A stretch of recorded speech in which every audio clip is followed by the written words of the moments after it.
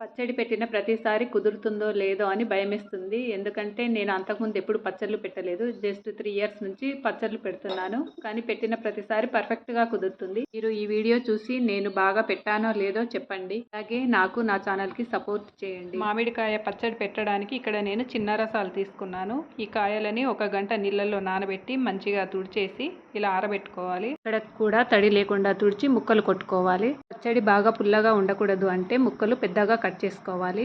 ఈ పచ్చడి పెట్టడానికి నేను గానుగ నూనె, పల్లి నూనె తీసుకున్నా. ఇది 3 పావు లీటర్లు అయితే సరిపోతుంది. పావు లీటర్ పచ్చి ముక్కలకు పట్టేయాలి. మిగతా హాఫ్ లీటర్ గిన్నెలో వేసి వేడి చేసుకోవాలి. అలాగే పచ్చడిలో వాడే కల్లుపుని మనం ఎండలో ఆరబెట్టేసుకొని పొడి చేసుకొని రెడీగా చేసి పెట్టుకోవాలి.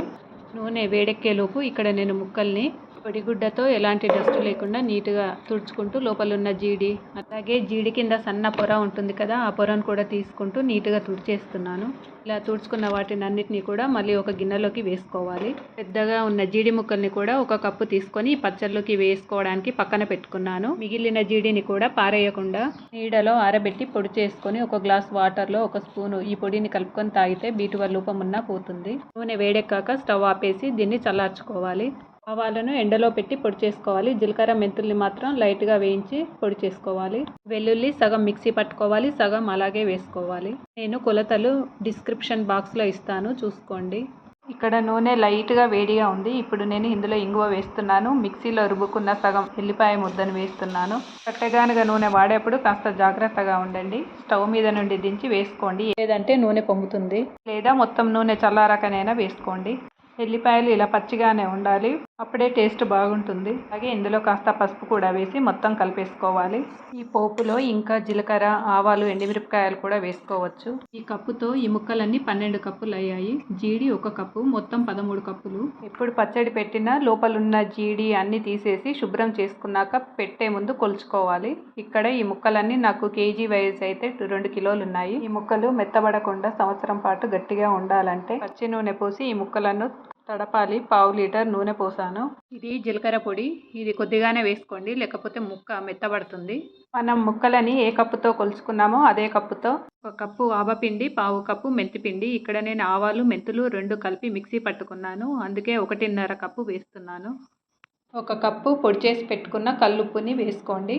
తక్కువ పడితే తర్వాత చూసి వేసుకోవచ్చు. ముక్కలను ఏ కప్పుతో కొలుచుకున్నామో అదే కప్పుతో వేసుకోవాలి. ఇక్కడ నేను కారపొడి ఎమరాల్డ్ స్వీట్ షాప్ వాళ్ళది తీసుకున్నాను. ఇది లావణ్య మిర్చి అంట. ఈ కారం అయితే నిండుగా 2 కప్పులు తీసుకోవాలి. మీరు వాడే కారాన్ని బట్టి కారం ఎక్కువగా ఉంటే కొంచెం తగ్గించి వేసుకోండి. పిరికి పండ్లతో పెట్టిన పచ్చడికి కూడా ఈ కారాన్నే వాడాను. ఉల్లిపాయలు కూడా అదే కప్పుతో 1 కప్పు తీసుకోవాలి. సగం మనం నూనెలో వేసాం కదా, మిగిలిన సగం ఇందులో వేసి మళ్ళీ అంతా కలిసేలాగా మొత్తం కలిపేసుకోవాలి. ఇప్పుడు మనం జీడి పక్కన పెట్టుకున్నాం కదా, ఆ జీడిని కూడా ఇందులో వేసి ఈ జీడి ఇందులో కలిసేలాగా ఒకసారి కలుపుకోవాలి. కలుపుకున్నాక ఇప్పుడు కాచి చల్లార్చుకున్న నూనె ఉంది కదా, ఇప్పుడు ఆ నూనెని ఇందులో పోసి ప్రతి ముక్కకి ఉప్పు, కారం, నూనె అన్నీ పట్టేలాగా మొత్తం చేతితో బాగా కలిపేసుకోండి. ఇలా కలుపుకున్నాక మూత పెట్టేసి 3 డేస్ వదిలేయండి. 3 డేస్ తర్వాత మళ్ళీ కలిపి ఉప్పు, కారం తక్కువ అనిపిస్తే మళ్ళీ అప్పుడు చూసి వేసుకోండి. 3 డేస్ తర్వాత ఇలా ఉంది పచ్చడి. అప్పుడు మనకి నూనె ఏమీ కనిపించదు. ఊరినాక ఇలా నూనె అంతా పైకి తేలుతుంది. అన్నీ పర్ఫెక్ట్గా సరిపోయాయి. ఉప్పు, కారం, నూనె అన్నీ కూడా పర్ఫెక్ట్గా సరిపోయాయి.